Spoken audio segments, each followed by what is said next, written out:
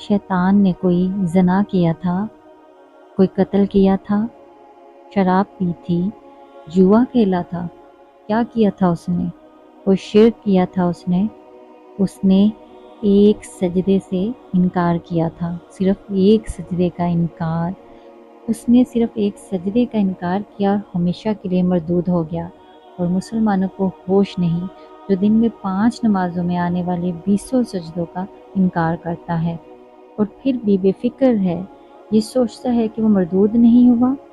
इतने सुकून से सोता है, चाय पीता है, खाना खाता है, खेलता कूदता है, हर काम करता है, लेकिन सिर्फ 7वें दिन जुमे वाले दिन टोपी पहनकर मस्जिद में आ जाता है, जैसे नमाज सिर्फ जुमे की ही फ़र्ज है। क्या अल्लाह सिर्फ जुमे को खिलाता है? क्या अल्लाह सिर्फ जुमे को बुलाता है? क्या अल्लाह सिर्फ जुमे को नेमतें उतारता है?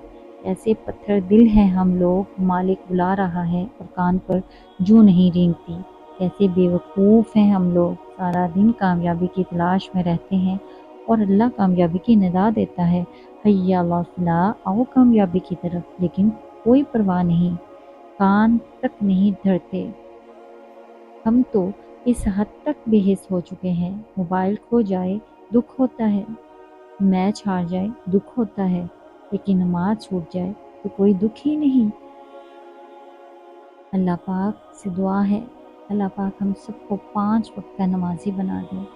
आमीन या रब्बुल आलमीन।